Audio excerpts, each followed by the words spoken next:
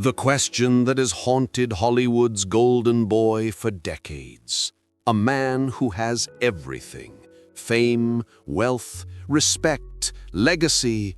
Yet when the lights fade and the crowds disappear, he goes home alone. Leonardo DiCaprio. The name itself feels eternal, carved into the very bones of cinema. He has walked across red carpets like a king, smiled under the glow of flashbulbs, held trophies in trembling hands while millions cheered his name. His face has graced magazine covers, his charm has sold dreams, and his eyes, those same eyes that once gazed across the deck of the Titanic, have seen the world fall in love 1,000 times over. And yet, somehow, behind that perfect smile lies a silence that no award can fill. The cameras adore him, the world worships him, but no one ever asks, what happens when the cameras stop? When the lights go out in the dressing room and the echo of applause fades, what does a man like Leonardo DiCaprio see in the mirror? The world's most desired man? Or someone quietly terrified of being known too well? He's played lovers, dreamers, survivors, and saviors, but has he ever truly played himself? For more than 30 years, DiCaprio has mastered the art of illusion. Every role a mask, every film another layer between him and the truth. He has kissed the most beautiful women in the world on screen, but off-screen, he's become the symbol of eternal bachelorhood, a man frozen in time, somewhere between youth and loneliness. People joke about it now. Leo doesn't date women over 25. Memes, interviews, red carpet smirks. But behind that joke is a deeper ache, one the public refuses to see, because it's easier to laugh at someone's pattern than to understand their pain. The truth is, Leonardo DiCaprio isn't just single. He's alone, in a way that only those who have touched the top of the world can be. In Hollywood, where every smile hides a contract and every friendship has a camera angle, DiCaprio became the rarest thing of all, a man who stopped believing in the fairy tale he once sold. He has watched his friends marry, divorce, start families, grow old, while he remains suspended in the glow of ageless fame. A timeless icon, yes, but also a prisoner of his own legend. When he walks through an Oscar after-party, everyone wants a piece of him, a photo, a memory, a moment. But who wants him? The person beneath the myth. Maybe that's the tragedy, that somewhere along the way, the boy who just wanted to act became the man the whole world wanted to own. And now, after decades of playing every role but the one he was born for, himself, Leonardo DiCaprio stands at the quiet edge of his own story. He's conquered everything except the simplest thing of all: belonging to someone. This isn't just a story about a celebrity who never settled down. It's the story of a man whose smile hides the cost of being perfect, the golden smile of Hollywood, and the loneliness behind it. Because sometimes the brightest lights cast the darkest shadows. And in Leonardo's shadow, there's a truth he's never spoken until now. Before the fame, before the tuxedos and trophies, before his name became a brand, there was just a boy, a restless, wide-eyed kid from the rougher corners of Los Angeles, born not into glamour, but into noise, struggle, and survival. Leonardo Wilhelm DiCaprio came into the world on November 11th, 1974, not in the Hollywood Hills, but in a cramped apartment near Echo Park, where graffiti painted the walls and sirens sang lullabies at night. His parents, George and Ermeline, were dreamers who fell in love with art, not money. They had little of the latter and an overflow of the former. But dreams, as Leonardo would learn, don't always survive reality. When he was barely a year old, they separated. His mother worked long hours at offices just to keep food on the table, while his father, a struggling comic book distributor, drifted between jobs and ideals. And so, Leo grew up between two worlds, the bright imagination of his father's art and the hard truth of his mother's endurance. He was a child with too many questions and too few answers. Other kids learned how to fit in. Leo learned how to watch, how to study faces, imitate voices, absorb the energy in a room until it felt like he could become anyone. It wasn't acting yet, it was survival. When your parents fight, when the rent is late, when you see sadness on your mother's face every morning, you learn early how to perform calmness, how to pretend everything is fine. That's how Leonardo DiCaprio's first role began, not on a stage, not in front of a camera, but at home, playing the part of a boy who wasn't afraid. He once said in an interview, "I always felt like I didn't belong anywhere. Acting gave me somewhere to be." That sense of dislocation, of floating between worlds, became the quiet heartbeat of his art. As a child, he wasn't the handsome prodigy people might imagine now. He was awkward, wild, too curious for his own good. Teachers called him hyperactive. He was rejected by several talent agents because of his unusual name. One even suggested he should change it to something more American. But Ermeline refused. "You'll be known for your work, not your name." And she was right. By the age of 10, Leonardo was begging his mother to drive him to every audition she could find. Commercials, background roles, sitcom cameos, anything. He faced rejection after rejection, hundreds of them. Too intense, too emotional, too much. But every no only sharpened his hunger. And then came the small victories, a toy commercial here, a brief TV spot there. Each one lit a spark. Each one told him the same thing. You can't be ordinary. You were never meant to be. In his early teens, he landed a role in the short-lived TV show Growing Pains. For most kids, it would have been a dream. For Leo, it was a promise, a glimpse of the world he'd been chasing through the cracks of poverty.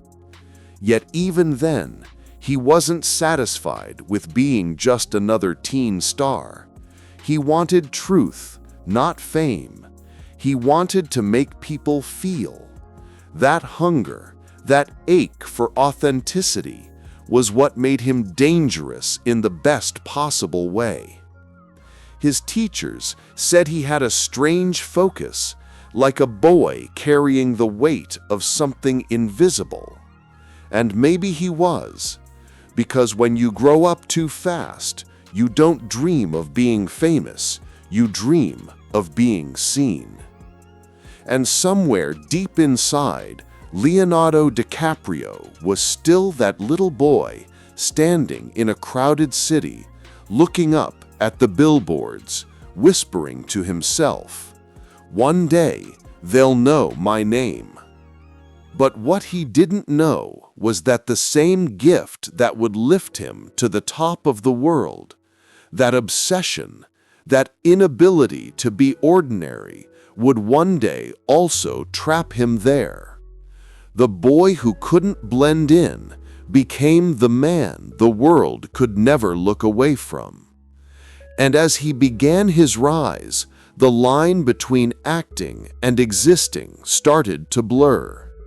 Because when you spend your whole life pretending, how do you ever learn who you really are? The world fell in love with a face, and the face never looked the same again.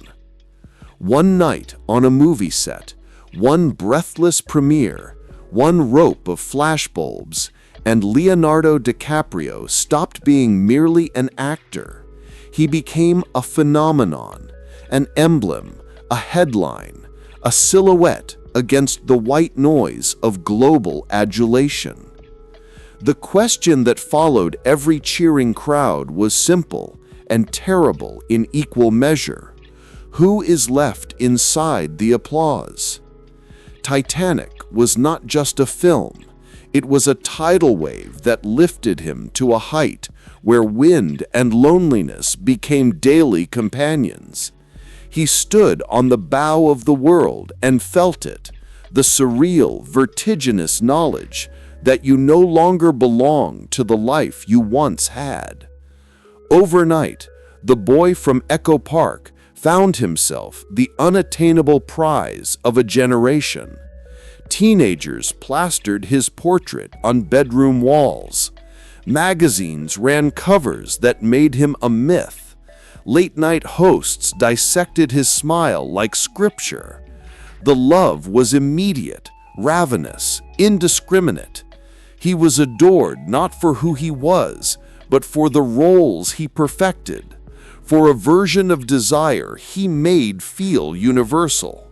But adoration can be a sedative and a snare.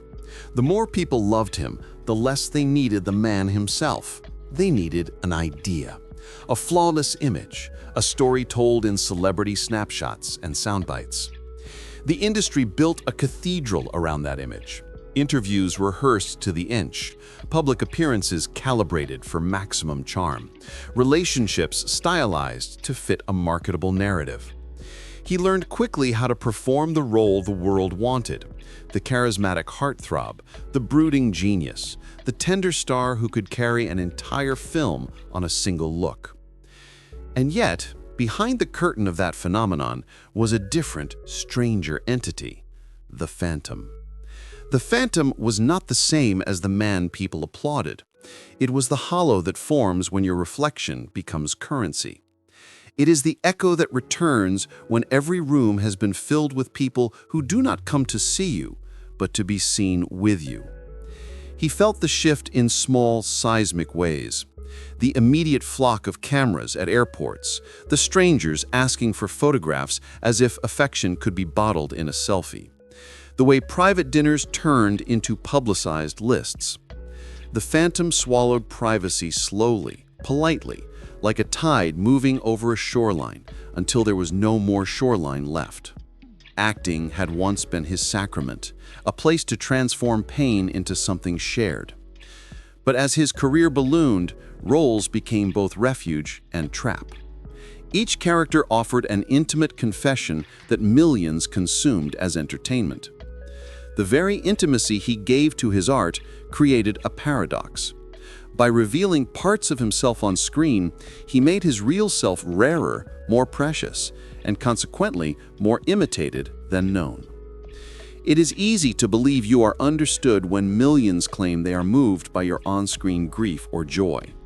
It is harder to bear the realization that those claims are often for the character, not the man who created it. This dissonance settled into the rhythms of his days.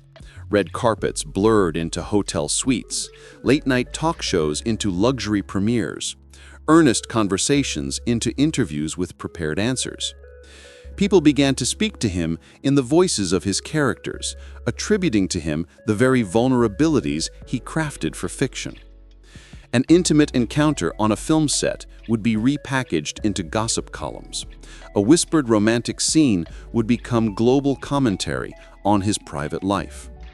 The Phantom fed on this recycling, a perpetual loop where genuine feeling was sampled, remixed, and sold back as narrative. Relationships, too, became barometers of this new reality. The women who entered his orbit were often framed as part of the myth, rather than partners of a complex person. He appeared in tabloids with models and actresses, each relationship parsed into a public storyline. Yet beneath the glossy pages and the staged photographs, there was often a quiet loneliness, lovers who found themselves competing not with other people, but with a public image that demanded consistency, youth, and spectacle. The pattern, while reductive to outsiders, reflected a truth. Intimacy in the age of attention is fragile. When one partner cannot be sure whether they are loved for themselves or for the role they play in the public imagination, the foundation of any relationship trembles. Career choices only increased the separation. Directors handed him parts that required deep excavation. Men haunted by regret, by obsession, by moral rot. He dove into these parts with devotion, seeking truths in their edges. Yet every honest excavation yielded footage that augmented the myth, another layer of the mask he wore in public. Critics lauded his fearlessness. Audiences devoured the transformation. But each accolade also reinforced a private equation he could not solve. The further he walked into fictional lives, the further he stepped away from his own. He became the man who could convincingly die 100 times, but who had not yet learned how to live without the security of a script. And then there was the world beyond screens, a ruthless marketplace that commodified youth and beauty. In such a marketplace, aging becomes a threat to currency. So patterns emerge, companions chosen for their capacity to amplify an image rather than grow with a person.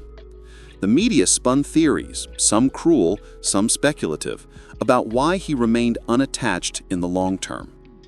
Yet none of those blunt instruments caught the true complexity of the man inside the phantom's shadow. He had cultivated standards not out of arrogance, but out of self-preservation. Perhaps a fear of repeating cycles witnessed in his parents' fractured union. Perhaps a desire to never hand over the part of himself that could still be private. There is a tenderness in his choices that is often invisible. The care with which he chooses collaborators, the intensity with which he prepares for roles, the loyalty he shows to causes he believes in. He is an activist, a protector of fragile ecosystems, a man whose public persona belies a private conscience. But these virtues are not explanatory of his solitude. They are counterpoints to it.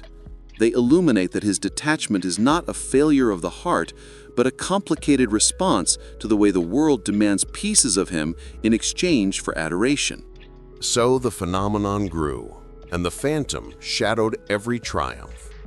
The man who once escaped into characters to be found now risked being lost in the very myth he had helped create.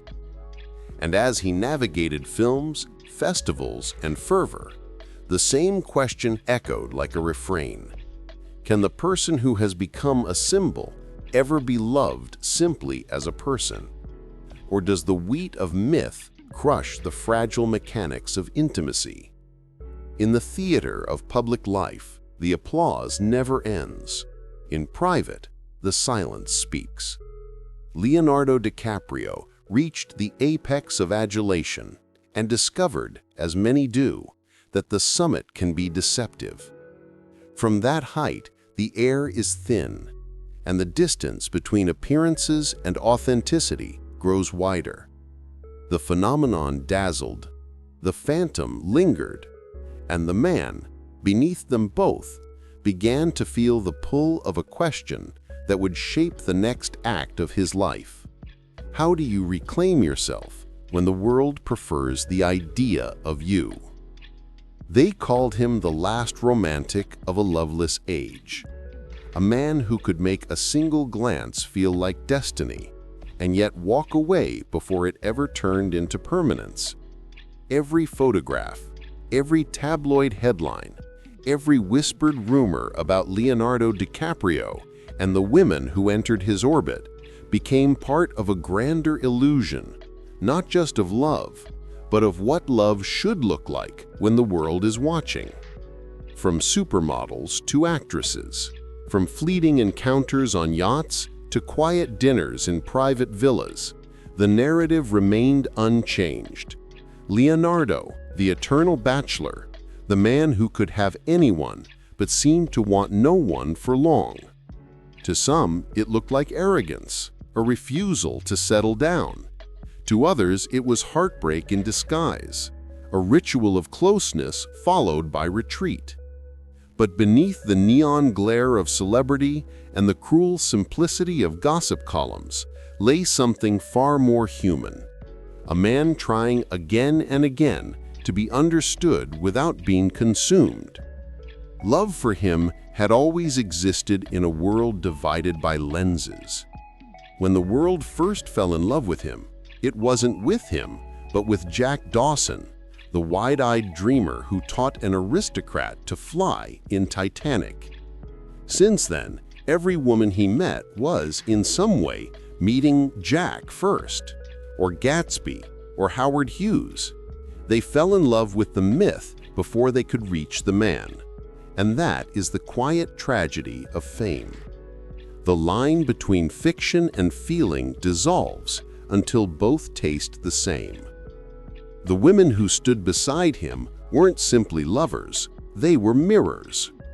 Gisele Bündchen, the Brazilian supermodel who matched his fame stride for stride, saw in him a soul like hers, restless, global, misunderstood. They burned brightly, too brightly, and when it ended, both turned towards something quieter, she to family, he to work. Then came Bar Raffaelli, whose gentleness and grounded spirit offered the calm he had long craved. For a time, it seemed he had found balance. But in the end, fame disrupted the fragile rhythm once more. Schedules, cameras, expectations. He drifted back to the one thing that never betrayed him, his craft. Later came Blake Lively, then Tony Garn, Camila Morrone, names that fueled headlines but masked patterns deeper than gossip columns could trace. He was often accused of repeating the same story: younger women, brief romances, graceful exits. But what no one wrote about was why. Behind the cynicism of tabloids lay a man afraid, not of commitment itself, but of the exposure it demanded. To love truly would mean being known fully, and to be known fully would mean losing the last corner of his life untouched by the spotlight. In interviews, he dodged questions about marriage and family with humor, with charm. "I'm just focused on my work right now." The audience laughed, but behind the quip was an old ache. He had seen too much of the chaos that love can bring. His parents' relationship, though filled with affection, had fractured when he was a child. Divorce taught him early that even love that begins in sincerity can end in silence. Perhaps that memory never left him. Perhaps every romance since was a rehearsal for what he feared most: watching love dissolve under pressure. His friends described him as loyal, generous, intensely protective. Yet there was always distance, a small, invisible moat around his inner world. He could be surrounded by laughter, by the most beautiful people on earth, and still feel a loneliness that no amount of attention could drown. The more people adored him, the less he trusted adoration. What did they see? The man or the legend built around him? The press, ever hungry, began to mock his consistency. The phrase DiCaprio and his models became a meme, a punchline. But behind the humor, there was something almost cruel: the world punishing a man for refusing to play the domestic ideal it demanded. He was called immature, afraid of aging, addicted to youth. Yet what if the truth was simpler? That he had found a strange kind of safety in impermanence. To love briefly was to love without losing himself. To keep moving was to stay free. Still, freedom carries its own form of emptiness. There were nights, rare, unguarded, when he was seen sitting alone at events, staring past the noise, as if searching for something he once had and lost. In friends' testimonies, he often spoke about peace, about needing to protect his sanity in a world that feeds on chaos. The very fame that had given him everything now asked for everything back: his youth, his privacy, his tenderness. And so he built walls, soft ones made of humor and charm, reinforced with work. Acting became his second skin again, a place where he could risk emotion without paying the price of real vulnerability. In The Great Gatsby, when he whispered, "Can't repeat the past? Why, of course you can," audiences swooned. But maybe, deep down, it wasn't Gatsby speaking, it was Leonardo, a man trying to recreate a purity of connection that no longer exists once you've been turned into an icon. His relationships began to look less like failures and more like attempts at escape, moments of normalcy amid the noise. He dated women who still had dreams ahead of them, perhaps because he saw in them a version of himself that fame had stolen long ago. It wasn't about power or vanity, it was nostalgia. To love them was to remember what it felt like to be unshaped by the world. But the myth devours nuance. The myth simplifies. To the world, he is still the man who refuses to grow up, the eternal bachelor surrounded by beauty. They forget the cost of being watched, the exhaustion of performing perfection, the fatigue of pretending that fame equals fulfillment. In truth, Leonardo DiCaprio lives with a paradox. He can play love flawlessly on screen, but in real life, the script always breaks. Some say he is waiting, not for a perfect woman, but for a moment when he can be imperfect and still loved. Others believe he has simply chosen solitude as his form of peace. Whatever the truth, one thing remains undeniable, that behind every fleeting headline, every red carpet smile, and every whispered rumor is a man still searching for the one thing even fame cannot guarantee: genuine connection. In a world obsessed with spectacle, his loneliness is almost poetic.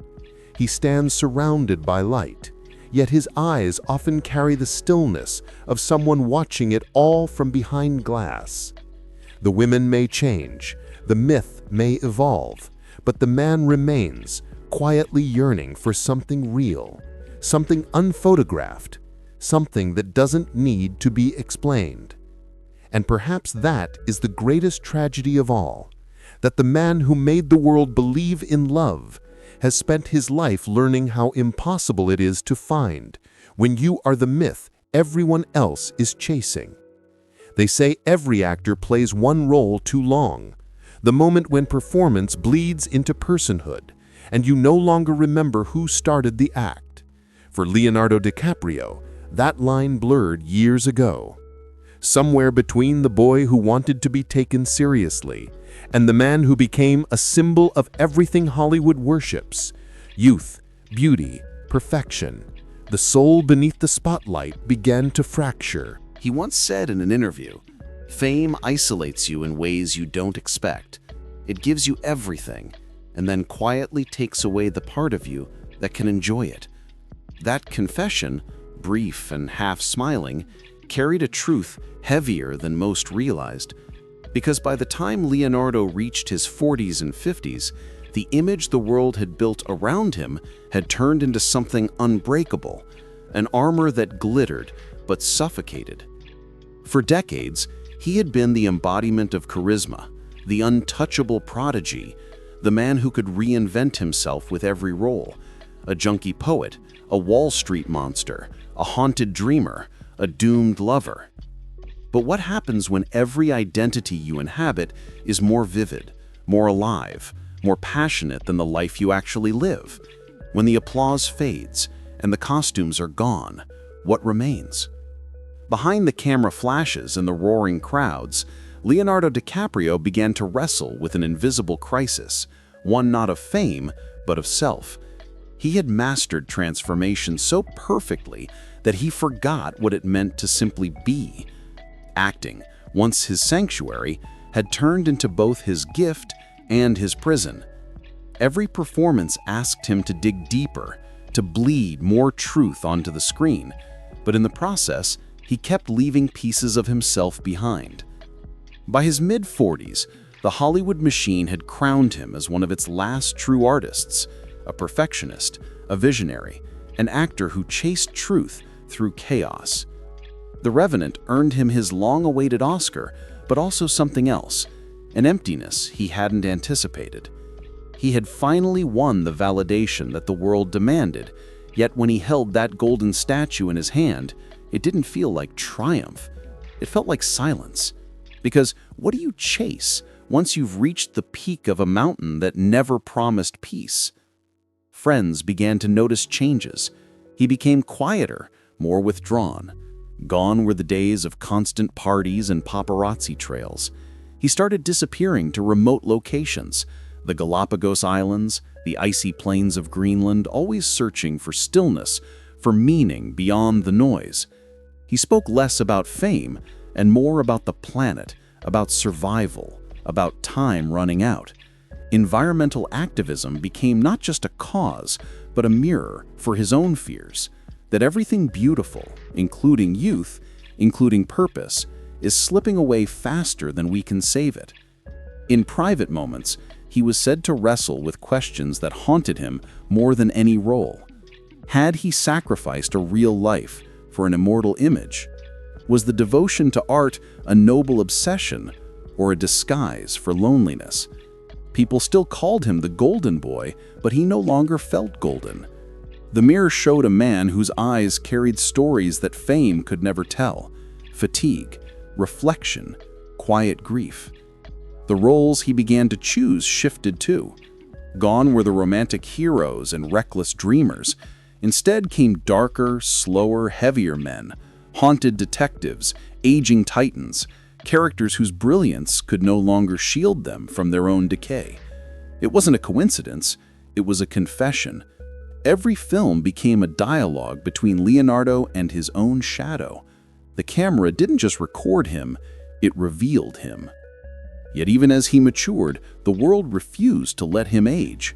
The tabloids still painted him as the eternal bachelor, the playboy frozen in time, the man who refused to grow old. They didn't see that he had grown old, just not in the ways they could photograph. Inside, he was a man carrying the ghosts of all the versions of himself the world had demanded: the prodigy, the sex symbol, the artist, the activist, the myth, and beneath them all, the child who just wanted to be enough. The tragedy of Leonardo's story isn't that he played too many roles. It's that he played them so perfectly that the world forgot he was acting.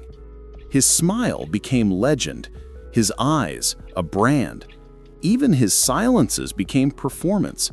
And somewhere in that relentless expectation, the real Leonardo learned to disappear quietly, not out of arrogance, but out of exhaustion. Because to remain visible at his level means to never rest, to never falter, to never fail. And failure in Hollywood is treated like death. So he chose distance, meditation over parties, conservation work over interviews, the sea over the stage. To the world, it looked like retreat, but to him, it was rebirth, a way to remember what it felt like to live for something that wasn't applause. He began spending long stretches of time alone, documenting climate change, working with scientists, listening to people who didn't care about celebrity. In those moments, he wasn't Leonardo DiCaprio, the icon. He was Leonardo, the observer, the student, the man learning how to be small again. Still, the price of the eternal role lingers. When he walks red carpets now, the cheers sound different. They echo. They remind him of how much of his life was spent trying to live up to an image sculpted by millions of strangers. And though his smile remains practiced and perfect, it no longer hides the same boyish light. There's wisdom there now, and a little sadness too. The kind that only comes from knowing the truth behind your own myth. Because fame, at its core, is an illusion that demands constant feeding. And Leonardo DiCaprio, for all his brilliance, has finally realized that the illusion will never love him back. It applauds him, it worships him, but it doesn't see him. The audience always leaves when the lights go down. And so, the man who once made the world believe in forever now spends his days chasing something far more fleeting: presence. Real moments, real silence, real humanity. He's not searching for another Oscar or another headline. He's searching for the person who existed before all of this. The boy from Los Angeles who just wanted to make people feel something. Perhaps that's the ultimate irony. In a city built on pretending, Leonardo DiCaprio's greatest struggle has always been the same: learning how to be real. They say the loudest sound in an actor's life isn't the ovation, it's the silence that comes after. When the curtain falls, the lights dim, and the last camera flash fades into nothing, that's when the truth finally speaks. For Leonardo DiCaprio, that silence has become both a companion and a question. There was a time when applause was everything: the thunder of admiration, the flashing lights, the endless affirmation that he mattered. For decades, that sound was his heartbeat, proof that the sacrifice was worth it. Every sleepless night, every lost relationship, every wound hidden behind a smile. Applause meant purpose. But now, standing on the other side of a life most people only dream of, Leonardo has discovered something unsettling. The applause doesn't last. It never does. When the crowds disperse and the interviews stop, what remains is the echo, faint, haunting, beautiful, and empty. The silence after the applause is where the mask falls, where the myth exhales, and the man finally breathes. In that stillness, DiCaprio has found something Hollywood could never offer him: the truth of who he is when no one is watching. He no longer needs to chase the next performance or prove his worth through another masterpiece. For the first time, he seems to be listening, not to directors or critics, but to the quiet pulse of his own soul. He's often seen now in the calmest of places, drifting across blue oceans, walking through unspoiled forests, standing at the edge of glaciers, as if staring into the soul of the earth itself. Those who know him say he's changed. His laughter is softer, his eyes slower, his words more deliberate. The man who once thrived in the chaos of film sets now seems to worship stillness, maybe because he finally understands how rare it is. You see, fame is a kind of noise, constant, addictive, and deceitful. It makes you mistake recognition for love and applause for understanding. But silence doesn't lie. It doesn't flatter. It simply reveals. It tells you whether you can stand alone, without the music of validation, without the echo of your own legend. And for DiCaprio, learning to love that silence has been the greatest role of all, not performed, but lived. He's spoken in recent years about time, how quickly it moves, how much it takes, how little it gives back. There's a maturity now in his voice, a gravity that wasn't there before. He knows the curtain of youth has fallen. The boy who ran through the streets of Los Angeles with a dream in his pocket has become a man who understands that even dreams age. And that's the quiet tragedy behind every Hollywood icon. You outlive your myth, but you never escape it. For Leonardo, the silence has become a kind of grace, a sacred space where he can finally hear himself think.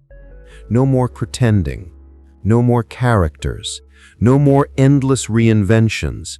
Just a man sitting with the consequences of a life lived in the brightest possible light. The fame that once felt eternal now feels fragile, fleeting, and strangely unnecessary. He said to friends, "I used to think my legacy would be in the films. Now I think it's in what I leave behind when I stop speaking." Those words capture the transformation perfectly, from performer to philosopher, from image to essence.